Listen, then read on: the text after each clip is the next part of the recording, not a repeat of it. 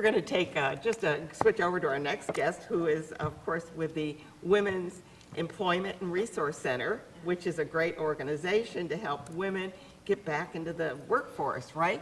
How are you managing that with the COVID? And we are busier than ever. Really? And I first want to thank you for having us on your show, and I'm just so glad that you're starting to retape again. Yeah, It's we're working. Wonderful. Yeah. And I love your new name, so Yeah. that's great as well.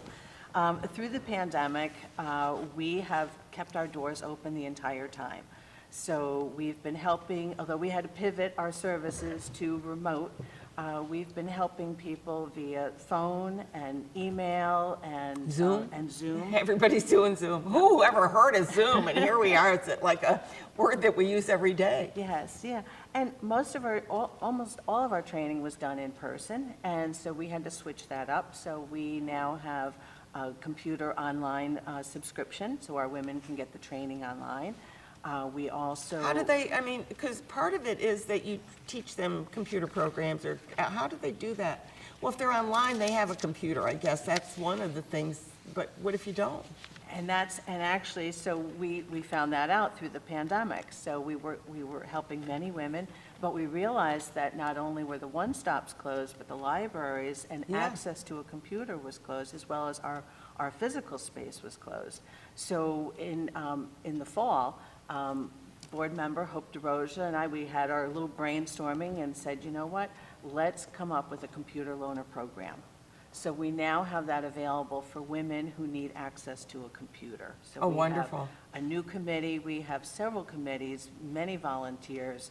So we have 6 staff at work, we have 12 board members and 50 volunteers that really help women transition back into the workplace. Because the pandemic happened, the women still needed to upgrade their skills and That's needed right. to find employment. Yeah. So you're having an event coming up, and part of that, which I thought was really nice, is that you have a clothing collection at 2 locations as well. Yes. And believe that one is in Albany and one is in Clifton Park. Why is there a need for clothing? So we work with women who are in transition. They've lost their source of support due to separation, divorce, widowed, single moms, women who leave the workforce to take care of an elderly parent and then needs to go And they have back to into the workplace. re-enter, which is a little bit different if it's been 20 years and Absolutely. everything has changed. Yes, yes, as well as our physical being. So, you know, I was very different 15 years ago. I was wearing different clothes, and so we need to help them to upgrade their personal appearance as well as build their confidence. So if they are trying to figure out how to find a job, we want to make sure that they have the right outfit in the closet so that when they go for that interview, they can just focus on articulating their skills and really being a positive impact, making a positive impact on that employer. You probably don't run into this with the group that you're dealing with, but just to address people going in for job interviews, and I know someone who worked in human resources, and she told me, you have no idea how people show up for interviews. We do teach them that, and actually we've done the training via Zoom, so we make sure that they know that the background is important, that, you know, that if they have young children, that they get a backup, that the they dog. get a sitter. Yes, so that when they are doing that phone interview or the Zoom interview, that they are showing that they can go to work and be an effective employee. Right. Yeah. Because it's, I think maybe it's I would think that women who have been out of the workforce kind of have a clue at what they need to do because they've lived a longer life, but it's the younger people that sometimes go in with their tank tops and, you know, tats and all that. I mean, not that there's anything wrong with those, but not for a job interview. Our women have a wonderful work ethic, and we help them to transfer those skills to something that they did 5, 10, 15 years ago to now a marketable skill that they can go out to an employer and say, these are all the things that I can do. I might have done them 10 years ago, but I can still do them now. Right. And so Great Finds is the women's thrift shop that we are doing the clothing Where's that drive located? for. They are at the corner of Henry Johnson and Washington Avenue Okay. Extension in Albany. Okay. They give our women free vouchers to go and shop for professional clothing, and then they also help them. They're like their personal assistant to let them know That doesn't look looks quite good. right for a job Right. interview, and yeah, Yes. maybe a scarf would work better here or something, because they're kind of working with them then. And too. Grapevines also works with Catholic Charities and Equinox, they're part of Equinox, and basically, they'll help any woman that walks in there that's in need of clothing. How do you get So- your money?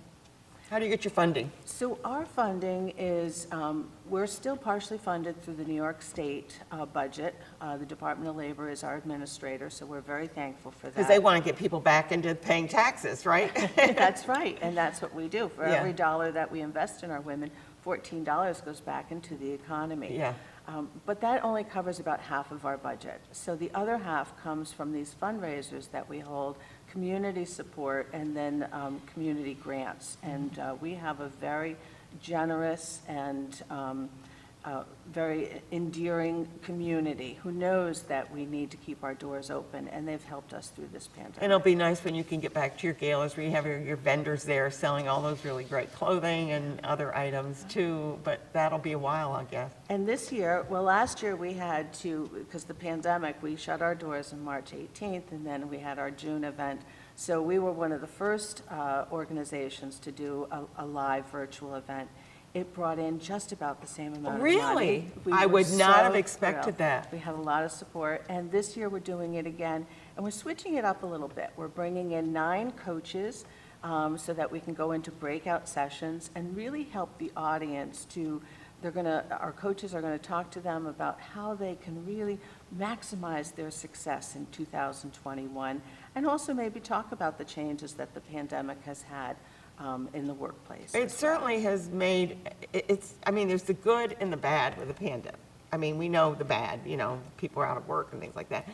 But when I talk to some of my grandkids and kids, we talk about how's that changed, and they said, well, in a way, I've spent more time with my kids, and I don't have to travel to get to work, and I can work online, and they find that they work harder at home than they did in the office, because they remember at 10 o'clock at night they wanted to do something, and they get up and do it there, so they're constantly have their job at their place, so it We've has found- changed everything. It has, and we have found that we've been able to reach a larger audience Yes. of women.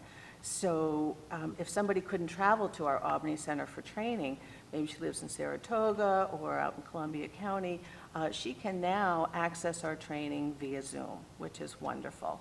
And we're also able to have more volunteers help us with our different projects and programming, because they don't have to take that time to travel to our center. Yeah, So and we you have a further reach, actually. Right. So you're looking for clothing, and that clothing will be used for women. Then this shouldn't be your tank tops and jeans or Right, something. You're yeah. looking at clothing that is more professional. Clothing, handbags, accessories, jewelry, anything that will really help women to build their self-esteem as they're going back into the workplace. And we're Okay. having the clothing drive from 12 to 4 is at Grapevines. Susan Taylor is the manager. She is asking for appointments. Okay. Because they still can only have a certain number of people in their Right. space. And then Willie Miranda, he's been a huge volunteer and supporter of work, and we will be at his location, In Miranda Clifton Real Park? Estate, Yes. yes. And that will be from 12 to 5. Okay, good. Yeah. So people can drop, well, are they going to drop it off, or do they have to wait while they go through everything, or what? No, they just drop off the Okay. clothing, and then we're actually going to take the truck after the event. The event is 5 to 6 on June 8th, Okay. and then after the event, we're going to be bringing the truck down to Grapevines and unloading it so Great, that they great. can sort it for our women. Elizabeth, it's so good to see you, and Thank you, to Ann. catch up on what you're doing to help women in those re-entering of the workforce, and know that they have somebody that's got their back. We do. Yeah, and Thank you Ann. do. Thanks so much for being here.